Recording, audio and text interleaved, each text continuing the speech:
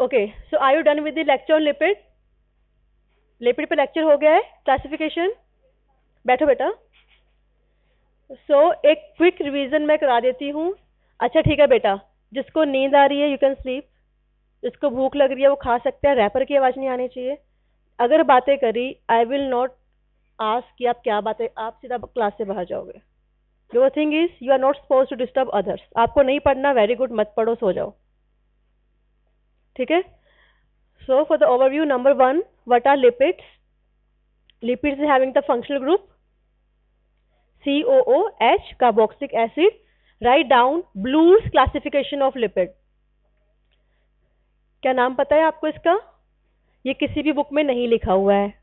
So kindly write down BLOOR'(S). Bloor's classification of lipid. We classify the lipid into simple,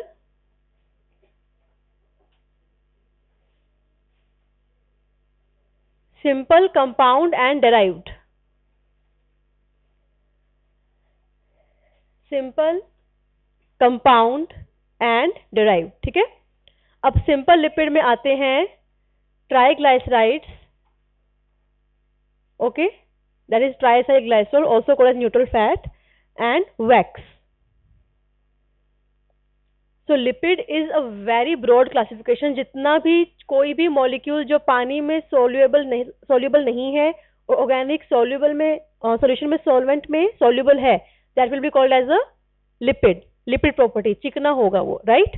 तो उस चीज में हमने 3 क्लासिफिकेशन करी है, simple, compound and derived. Simple में आएंगे फैट्स एंड वैक्सेस। फैट और वैक्स में अंतर ये होता है ट्राई असाइल ग्लाइसरॉल, यानी कि 3 acyl group COO- carboxy group वाले प्लस 1 अल्कोहल विल बी देयर। अगर यही there will be a long chain of alcohol, it will be called as a wax, because घी भी लिपिड है, ऑयल भी लिपिड है, और मोमबत्ती जो आप जलाते हो वो भी लिपिड है, लेकिन उसको हम वैक्स कहते हैं because the alcohol in that is having a very long chain alcohol, ठीक है। Okay okay. So lipids are basically long chain of carbon. Yes बेटा, बस एक ही बार हंसना है, एक जोक पे एक ही बार हंसना है। So lipids are basically long chain of carbon with carboxylic acid और ट्राई असाइल ग्लाइसरॉल, यानी कि अल्कोहल होगा उसमें ट्राई असाइल, 3 असाइल ग्रुप्स होंगे। So we are not having this chalk and board here.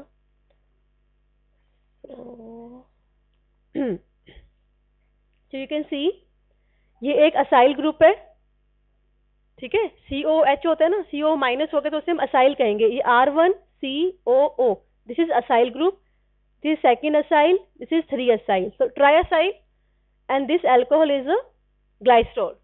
So try acyl glycerol is a neutral fat, इसी form में fat store होता है बॉडी में, ट्राइसाइल ग्लाइसरॉल, ठीक है। Then we have compound lipids.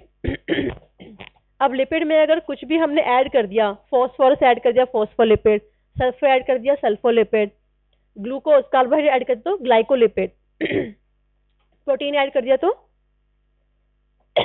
Lipoprotein, that will be a compound lipid. Derived lipid का मतलब है जितने भी लिपिड के मेटाबॉलिज्म होगा उसमें जो भी इंटरमीडिएट्स बनेंगे जो कहीं पर नहीं आ रहे हैं वो 3rd ग्रुप में आ जाएंगे डिराइव्ड लिपिड्स में। बेसिक समझ में आ गया? Now triglycerides are stored in specialized cells called adipocytes. Now adipose tissue is considered as an endocrine organ. It is having so much of activities, right? So triglycerides molecule coalesce to form globules which may occupy most of the adipocyte. A tissue rich in adipocyte is known as adipose tissue. So what is adipose tissue? A tissue which is rich in adipocytes. Adipocytes के अंदर क्या होगा? Triacyl glycerol, triglyceride.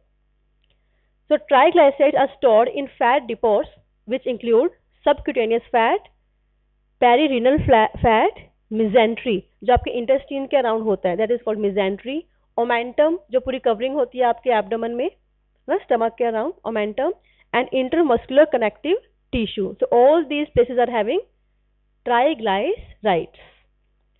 Now fat depots are metabolically dynamic. There is a continuous exchange of lipids between fat depots and blood.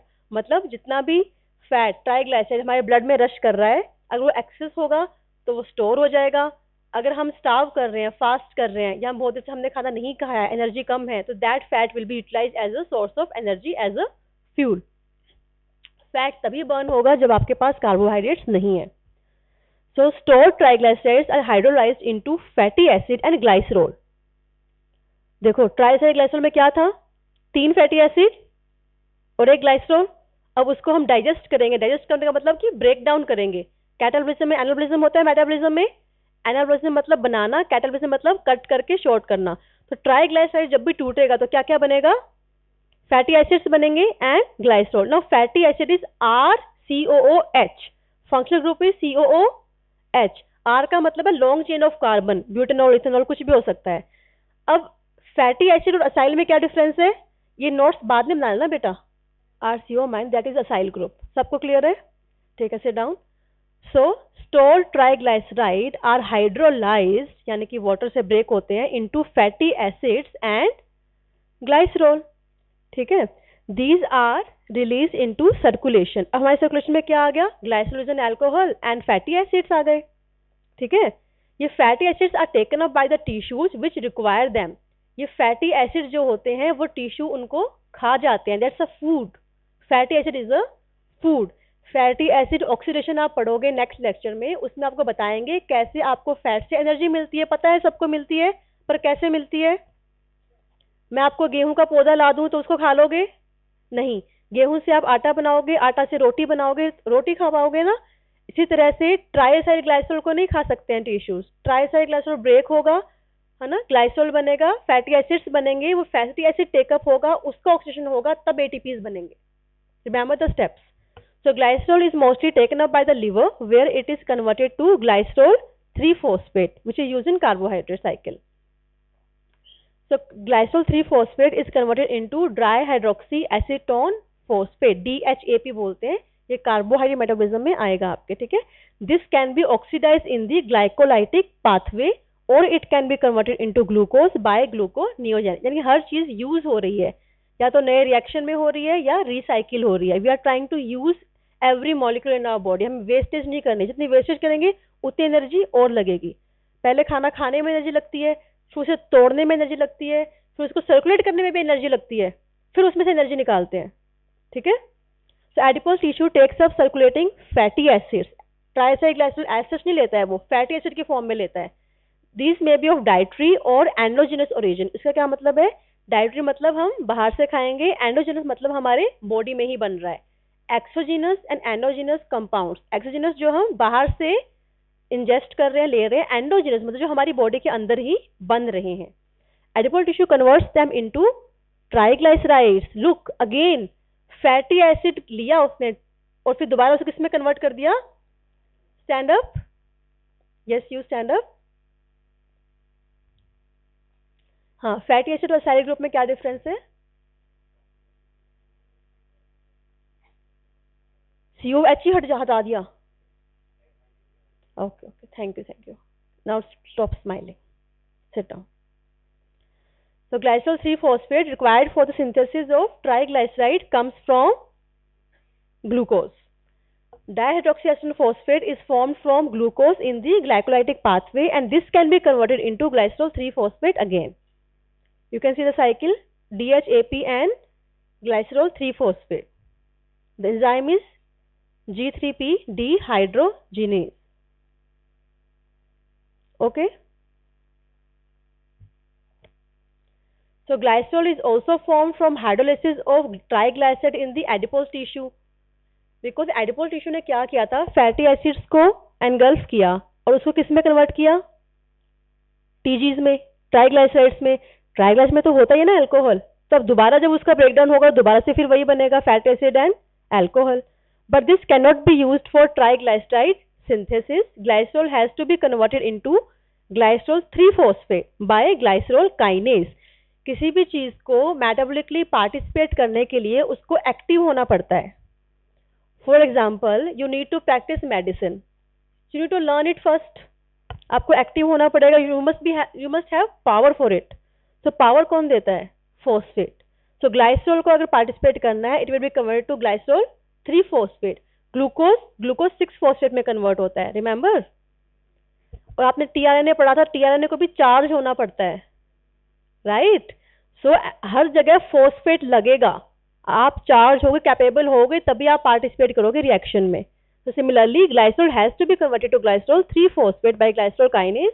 ग्लाइसोल kinase is not present in adipose tissue, तो यानी वो synthesise नहीं कर पाएगा। किसी भी ऑर्गन में कोई चीज सिंथेसाइज नहीं हो रही है, simple rule is enzyme is not present, है ना। किसी कॉलेज में एमबीबीएस की डिग्री नहीं मिल रही है, सिंपल रूल, वो क्वालिफाइड है ही नहीं। क्यों क्वालिफाइड नहीं है? एंजाइम्स ही नहीं है। सिमिलरली कोई भी चीज किसी ऑर्गन में पर्टिकुलर सिंथेसाइज हो, इसका मतलब ये है कि वहां उसके एंजाइम्स प्रेजेंट है। एडिपोल टिश्यू में एंजाइम्स नहीं प्रेजेंट है।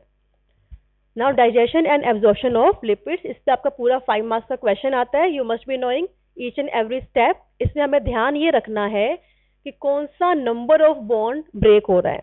एंजाइम्स के नाम और सोर्सेज तो आप फिजियोलॉजी में भी पढ़ते हो। बायोकेमिस्ट्री में we have to be on focus कि कौन से एंजाइम कौन सा नंबर ऑफ बॉन्ड ब्रेक कर रहा है। हेडेक हो रहा है तो हेड डाउन कर लो। Major dietary lipids are triglycerides, phospholipids, esterified cholesterol and the fat soluble vitamins. अब हम बाहर से जो खा रहे हैं फैट, उसमें सबसे मेन कंपाउंड क्या होता है? ट्राइग्लाइसराइड, जो हम पढ़ चुके हैं। फॉस्फोलिपिड किस कैटेगरी में आएगा? ये कंपाउंड लिपिड में। एक्सीलेंट, है ना। फॉस्फेट ऐड हो गया, phospholipid. And esterified cholesterol in the derived lipid.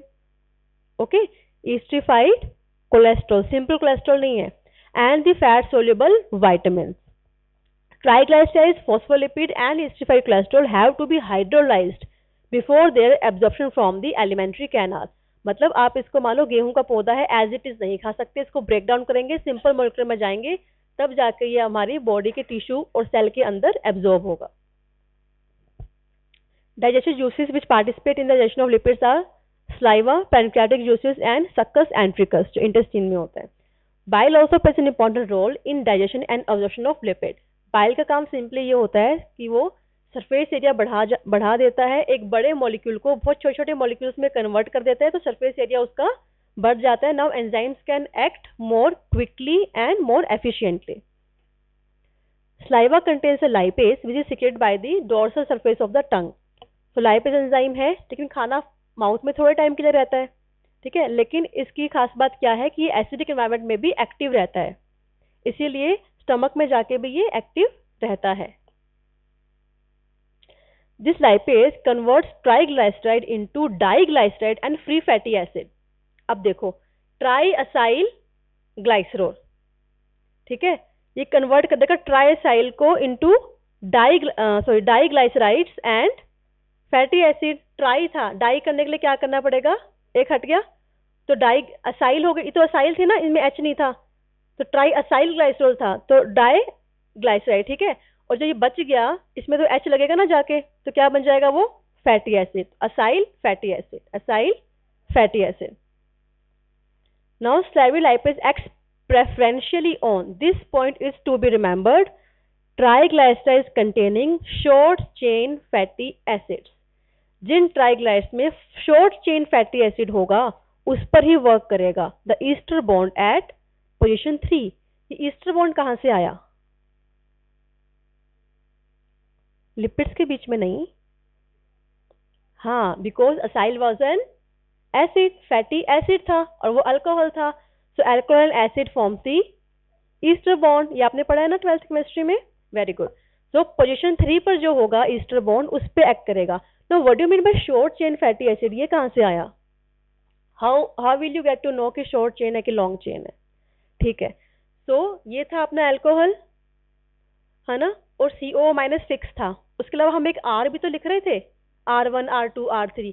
R will be a chain of carbons only, है ना, RCOH ऐसे लिखते हैं ना। R कुछ भी हो सकता है, 4 कार्बन का, 10 कार्बन का, 20 कार्बन का। तो ये जो R है, ये अगर शॉर्ट चेन होगी then it will be called as a short chain fatty acid. कुछ फैट एसिड तो वो है ही। अब R शॉर्ट है तो short chain fatty acid, medium है तो मीडियम चेन, लॉन्ग है तो लॉन्ग चेन फैट। ये आपने पढ़ा है ना लास्ट क्लास में?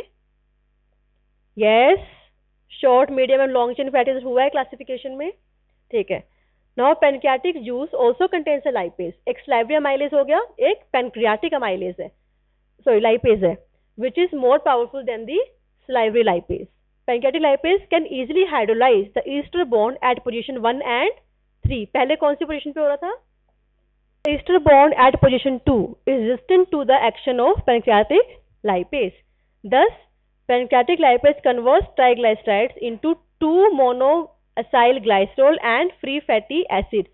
2 का मतलब 2 नहीं है, पोजीशन 2. केमिस्ट्री में हम पोजीशन 2 पढ़ते हैं ना, डाई मिथाइल 3 ब्यूटाइल, तो 3 इज पोजीशन. तो 2 मोनोएसाइल यानी कि सेकंड पोजीशन पे 2 मोनोएसाइल ग्लाइसिल है, तो मोनो ही वो, 2 नहीं है, and free fatty acids. So pancreatic lipase requires colipase and phospholipids to become active. Colipase is a protein present in pancreatic juice. Bile salts are also required for this activity. Now और क्या हम exogenous क्या आ रहा था? Triglyceride कर लिया हमने, अब फोस्फोलिपिड आएगा और कोलेस्ट्रॉल ईस्टर. तो इन दोनों के लिए भी एंजाइम पैनक्रियाटिक जूस में होते हैं. ट्राइग्लाइसराइड एंजाइम्स स्लाइवरी में, पैनक्रियाटिक में, दोनों में है, और कोलेस्ट्रॉल ईस्टर के और फोस्फोलिपिड्स के ओनली पैनक्रियाटिक में है. कौन कौन से होंगे? जो नाम हो कंपाउंड का उसमें ही एज लगा दो, that will be the enzyme. Phospholipase A2 है ना, hydrolyze the ester bond at position 2 of glycerophospholipids. Cholesterol esterase hydrolyze the ester bond of esterified cholesterol, liberating free cholesterol. So esterified cholesterol and free cholesterol ये हम बाद में chylomicrons पढ़ेंगे, lipoproteins तब काम में आएगा. ठीक है. So product of hydrolysis are glycerol, fatty acid, phosphate and nitrogen base, phospholipids का ब्रेकडाउन.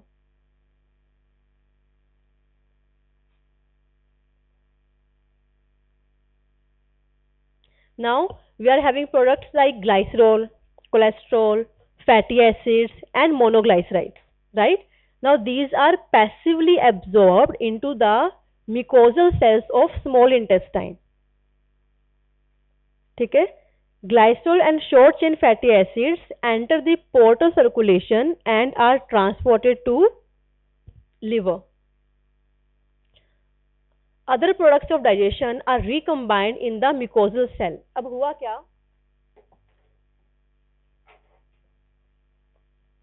ओरल कैविटी है अपनी, ऐसे है, ठीक है.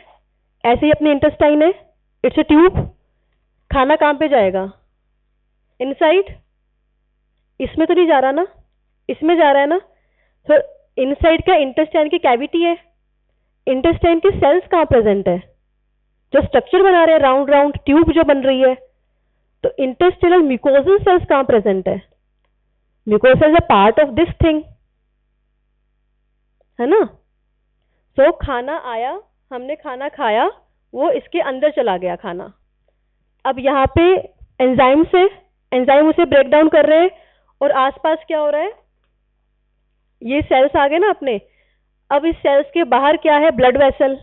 ये इंटेस्टाइन है, ये इंटेस्टाइन के बाहर ब्लड वेसल. अब खाना अंदर है, खाने को अंदर से यहाँ तक आना है, तो कैसे आएगा? तो खाना यहाँ से पहले ये जो है ना अपना ल्यूमेन म्यूकोजल सेल्स, इनके अंदर जाएगा, इसके अंदर से फिर ब्लड वेसल में आएगा. ठीक है. अब मान लो मैंने मुंह में टॉफी खा रखी है, तो मेरी चीख से बाहर थोड़ी ना आ सकती है. हाँ, कोई चीज मान लो इतनी कोरोसिव है कि वो मुंह में खाई चीक की सेल्स में चलेगी, फिर चीक से बाहर आ सकती है. सिमिलरली इंटेस्टाइन के सेल के अंदर चला गया खाना, अब इस इंटेस्टाइन ल्यूमेन के अंदर ब्रेक डाउन हो रहा है. ये ब्रेक डाउन होके फिर एब्जॉर्ब होके इसके सेल में एब्जॉर्ब हो रहा है. अब इसके सेल में एब्जॉर्ब हो गया. एडिबल टिश्यू में क्या हुआ था कि हमने फैटी एसिड को एब्जॉर्ब करके दोबारा ट्राइग्लाइसराइड बना दिया था. ये भी यही करेगा. एब्जॉर्ब करते टाइम तो इसको ब्रेकेज चाहिए, ब्रेक करके अंदर दोबारा कंबाइन करके दोबारा ट्राइग्लाइसराइड बना देगा, उसे फिर आपके लैक्टील्स में या ब्लड वेसल में ट्रांसपोर्ट करेंगे. सो फर्स्ट हमने फूड खाया, वो फूड हमारी कैविटीज में एंजाइम्स के थ्रू ब्रेक डाउन हो गया, फिर उसी कैविटी की वॉल के सेल्स में वो एब्जॉर्ब हो गया है. अब जब वो सेल के अंदर चला गया है, अब वो नेक्स्ट लैक्टील या फिर कैपिलरीज के अंदर जाएगा, जो कि शॉर्ट चेन है. वो तो पोर्टल सर्कुलेशन मतलब जो आपकी सर्कुलेशन ब्लड वेसल्स इंटेस्टाइन को लीवर से जोड़ती हैं, दैट इज पोर्टल सर्कुलेशन से जाएंगी, और बाकी आपके लेक्टी लिम्फेटिक्स के थ्रू, थोरेसिक डक्ट के थ्रू मेन ब्लड स्ट्रीम में आएंगे. Should I repeat it or am I clear? I will ask question, you can ask me if समझ नहीं आया तो. मैंने पूछा और समझ नहीं आया तो एब्सेंट लगेगी. रिपीट. Okay, it's okay. देखो, अब इंटेस्टाइन है अपनी, इट्स लाइक ए ट्यूब. आप पौधों को पानी देते हो घर में, है ना, तो पानी ट्यूब से बाहर थोड़ी ना आ जाता है. पानी ट्यूब से बाहर कब आएगा? या तो ट्यूब के पोर बड़े होने चाहिए या कुछ, है ना. तो अब खाना, हमारे इंटेस्टाइन एक पाइप की तरह, उसके अंदर खाना पड़ा हुआ है और एंजाइम सिक्रीट हो रहे हैं, वो भी इस ल्यूमन में ही सिक्रीट हो रहे हैं. तो इस ल्यूमन के अंदर ही सब सिस्टम हो रहा है, डाइजेस्ट हो रहा है, अपना ट्राइग्लिसराइड, मोनोसाइड ग्लाइस्ट्रोल और फैटी एसिड में कन्वर्ट हो रहा है. अब ये इस वॉल के अंदर ही जो सेल है, इंटेस्टाइन के सेल्स, इसके अंदर एंटर कर देगा. ब्रेक हो गया इसीलिए. अब इस सेल के अंदर एंटर करके इसकी ल्यूमेन में दोबारा से रिकम्बाइन हो जाएगा.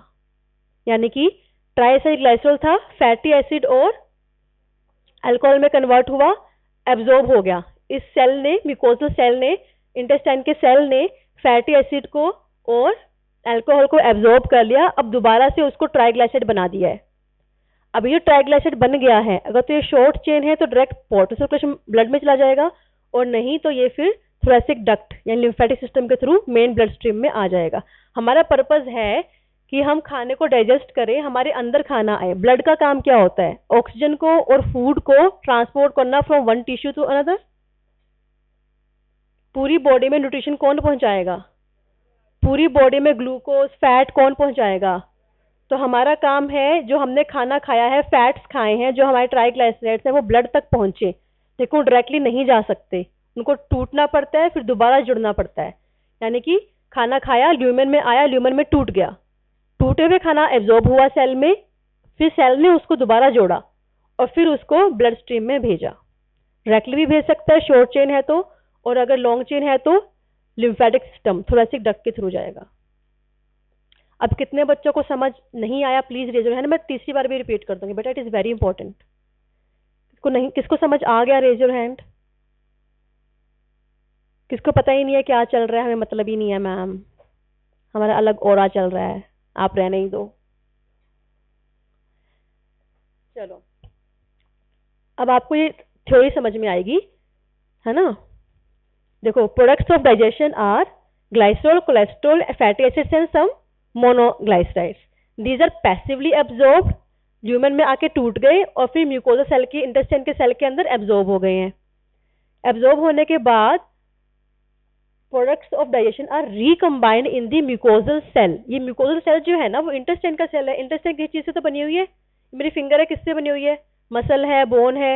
ऐसे इंटेस्टाइन की जो वॉल है उसमें म्यूकोजल सेल होता है, उस सेल के अंदर तो जाएगा. अल्टीमेटली बेसिक यूनिट क्या है जहाँ कुछ भी हो रहा है? मेटाबॉलिज्म. सेल ही तो है, ठीक है. तो the digestion products are recombined in the mucosal cells. Recombination produces triglyceride, esterified cholesterol and phospholipids, जो हमने खाया था, जो टूट गया था, अब दोबारा बन गया. Now these are combined with a small amount of some specific proteins. ऐसा क्यों? इसलिए blood is an aqueous solution. क्या उसमें लिपिड घुल सकते हैं? No. Number one property was insoluble in aqueous solution. तो अब क्या करें? We need to make them soluble, ताकि वो ट्रांसपोर्ट हो सके. नहीं तो ट्रांसपोर्ट तो होगा ही नहीं. Got it? इसीलिए उसको हम प्रोटीन से कंबाइन कर देते हैं, जिसको हम नाम देते हैं लाइपोप्रोटीन. अब ये हमारी ब्लड वेसल में घूम के हर जगह जाएगा, brain, kidney, heart, liver, lungs, जहां पे भी जाना है, जहां पे भी एनर्जी देनी है, एडिबल टिश्यू में भी. इतना समझ आ गया? कितनों को आ गया? इतना बुरा पढ़ाती हूँ क्या यार? कितनों को नहीं आया? आई विल रिपीट बेटा, ये लेक्चर रिपीट नहीं होगा, but I can repeat the concept multiple times. Shall I repeat it? Okay, I will repeat. Okay, so specific protein से करके these products are chylomicron, a type of lipoproteins. So look here, ये बनाते हैं अपन.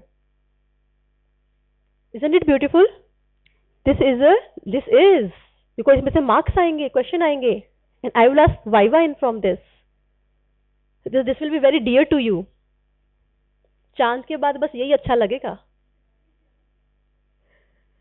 क्योंकि इससे marks मिलेंगे, आप पास होगे, डिग्री मिलेगी, है ना. So most important molecule in biochemistry, if I am taking your viva, is the lipoprotein. So इसमें कोर होगा और पेरिफ्री होगी. कोर में होंगे हमारे cholesterol Easter, triglycerides and cholesterol Easter and triglycerides. ठीक है. और इसमें लेयर में क्या होगा? phospholipid and free cholesterol. So remember, cholesterol ester is in the core and free cholesterol is in the layer. Okay, जो structure component, ये structure है, ये structure इसको carry कर रहा है. So part of structure is cholesterol and what we are carrying is cholesterol ester and this is apoprotein, जिसकी वजह से इसका नाम lipoprotein. लिपिड तो ये था ही, साथ में प्रोटीन आ गया तो क्या बन गया? लाइपोप्रोटीन. और ये एपोप्रोटीन है ना, ये हर लिपिड का, हर लाइपोप्रोटीन में अलग अलग एपोप्रोटीन होता है. ठीक है. Now chylomicrons enter the lymphatic vessels यानी कि lacteals. They ultimately reach the systematic circulation by thoracic duct. The plasma appears milky after a meal due to the presence of chylomicrons यानी कि ये. The lipids present in chylomicrons are taken up by the various extra hepatic tissues. Oxidation of fatty acid आप next class में पढ़ोगे.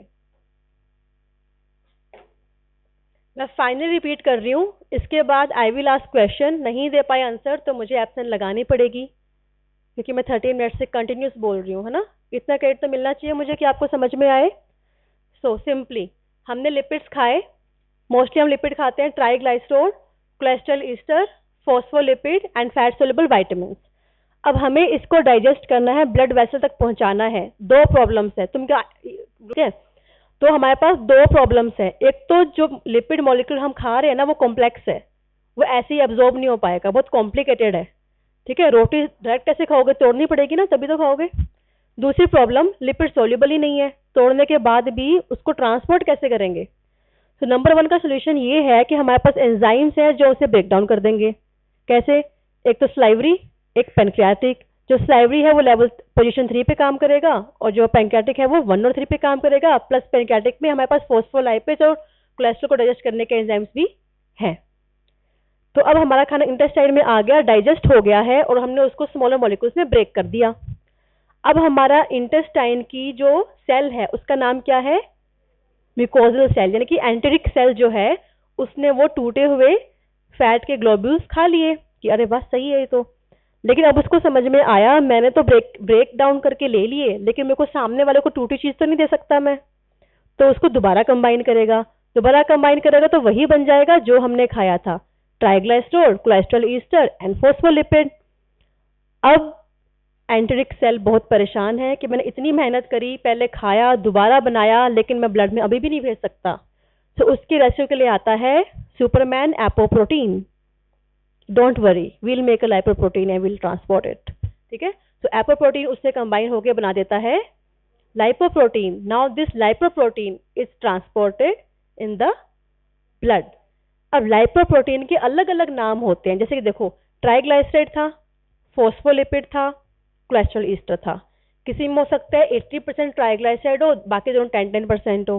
किसी में हो सकता है कि ट्राइग्लाइसराइड सिर्फ 40% है, बाकी 30% है. तो सबकी प्रॉपर्टीज अलग अलग हो जाएंगी ना. फैट्स भी अलग अलग तरह के होते हैं, अलग अलग बॉन्ड्स हैं, तो ऑब्वियसली अलग अलग प्रॉपर्टीज होगी. तो इसीलिए लाइपोप्रोटीन्स को हमने अलग अलग नाम दे दिए according to their physical and chemical properties. Lipoproteins के नाम होते हैं काइलोमाइक्रोन, HDL, LDL, VLDL. सुना लगा? सुना लगा? So high density lipoprotein, low density lipoprotein, very low density lipoprotein. एक होता है आइडियल, इंटरमीडिएट डेंसिटी लाइपोप्रोटीन, एक होता है काइलोमाइक्रोन. अब मुझे बस एक आंसर बताओ कि लाइपोप्रोटीन में और फैटी एसिड में क्या डिफरेंस है. यानी कि ट्राइग्लाइसराइड में और HDL में क्या क्या डिफरेंस है. जो मेरे को 3 डिफरेंस बताएगा, I will give you 1 attendance extra for the lecture, for my lecture. I want to know कि ट्राइग्लाइसराइड में और HDL में क्या डिफरेंस है. मैं पढ़ा चुकी हूं, बिल्कुल कॉमन सेंस यूज करो, क्लासिफिकेशन पे जाओ. यानी कि मैंने एक पेशेंट की रिपोर्ट देखी, उसने बोला मैम मेरा ट्राइग्लाइसराइड बढ़ा हुआ है, HDL LDL बढ़ा हुआ है. तो वो दोनों सेम कैटेगरी के हैं कि अलग अलग कैटेगरी के हैं? वाई? क्या डिफरेंस है, कैसे? हाँ,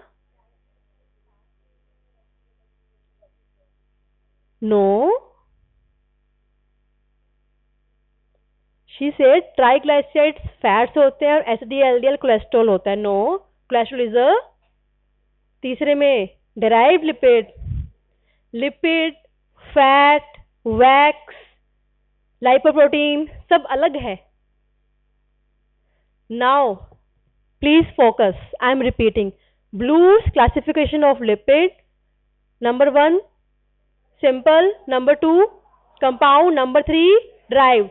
लिपिड्स सब कुछ है, काइलोमाइक्रोन, एलडीएल, एचडीएल, काइलो, जो भी आपको नाम आज सुना है ना क्लास में, सब लिपिड है। फैट भी लिपिड है, वैक्स भी लिपिड है। Okay, now this fat, triacylglycerol, fatty acids, these are simple lipid. Lipoproteins are compound lipid. Lipo plus protein, compound lipids. Cholesterol is a derived lipid. तीनों अलग अलग हैं। कोलेस्ट्रॉल बढ़ गया is not equal to HDL बढ़ गया, is not equal to triglyceride बढ़ गया। तीनों अलग अलग है, तीनों केसेस में अलग अलग आपके मेडिसिन वगैरह, अलग अलग ट्रीटमेंट चलेगा, स्ट्रैटेजी अलग अलग होगी, बिकॉज बेसिक प्रॉब्लम कहाँ पे है वो पता करनी है।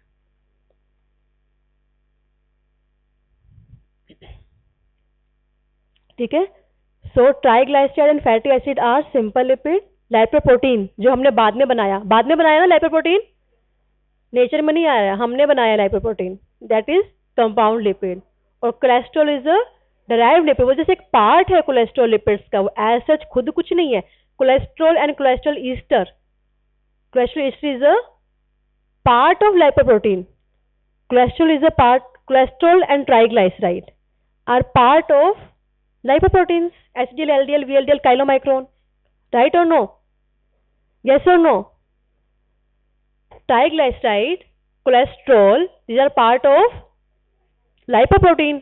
Lipoprotein is a compound lipid and fat, तो fat क्या है? फैट का मतलब है कि जो कंपाउंड और डेराइव नहीं है, सिंपल लिपिड्स है ना। और लिपिड कौन कौन है? लिपिड तो सारे ही है, लेकिन सब फैट नहीं है।